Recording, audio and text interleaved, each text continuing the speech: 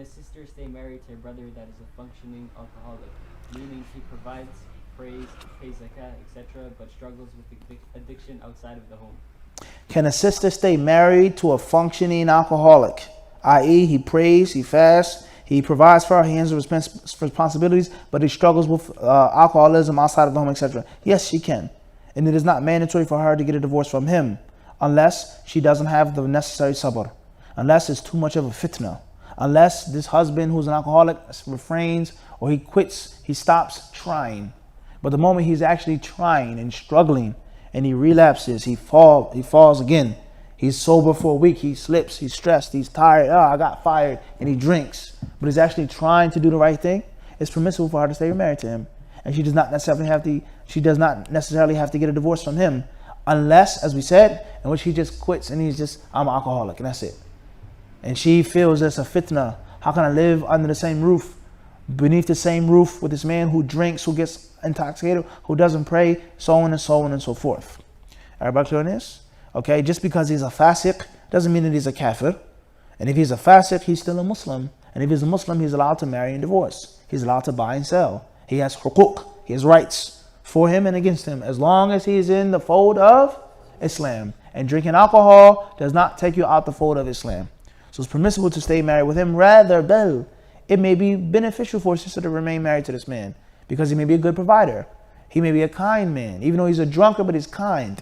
Everybody understand this? I had an uncle once, Uncle Marion, my grandmother's brother.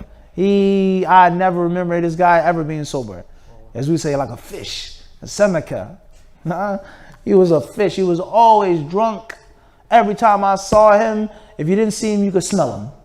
If you couldn't smell him, you would hear him listening to oldies music in the house. But he was the kindest uncle that I had. He never mistreated me. He never hollered at me. He never cursed at me. He never hit at me. He never ever treated me funny, ever. And every time I went with him, I saw him. He was in his room outside. He always was nice and kind to me. And he was a what? A fish, not a drunk. He was what? A fish. Everybody understand this? He was a drunk. And there are other uncles who never drunk alcohol. They were mean and harsh. So just because somebody has a major sin and they're committing doesn't mean that they have bad akhlaq. It doesn't mean they have what? Bad akhlaq. Rather, there are some brothers who don't drink, who pray, who have big, huge sajda marks on their foreheads, big, long beards, and their akhlaq is poor, filthy. They mistreat their wives, they mistreat their children, they curse, they holler, they beat, they're stingy. This is a reality, unfortunately. And they have sajda marks, sajda marks, they're righteously, outwardly. But when they get in their homes and their houses, they treat their children like trash. They beat their kids, their wives, their children call me on the phone and tell me, yes, brother Fulan. No way, that's impossible. Not Abu Bakr. Naam.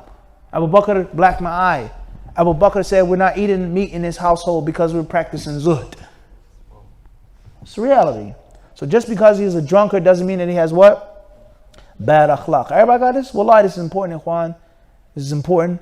And we can't have fake piety. We can't have what? Fake piety. Allah may forgive this drunkard before he forgives the brother with the sajda mark who doesn't feed his family meat, who tortures his family. There's no electricity in the house. We're cutting it off. No hot water.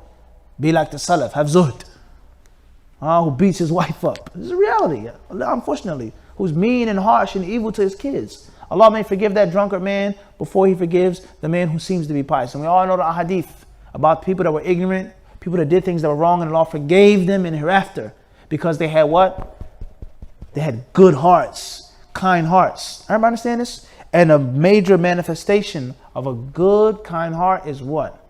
Is good akhlaq.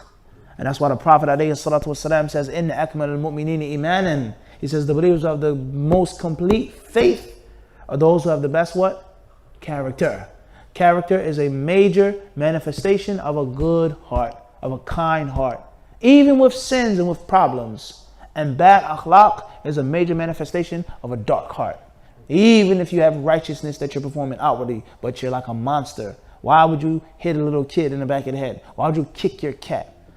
Why would you treat your wife, your children that are closest to you? Why you want to starve them?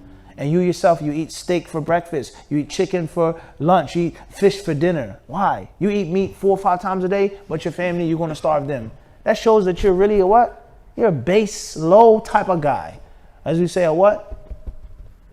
creep. Everybody understand this? So it's details. Last but not least, one time I was in the Prophet's Masjid.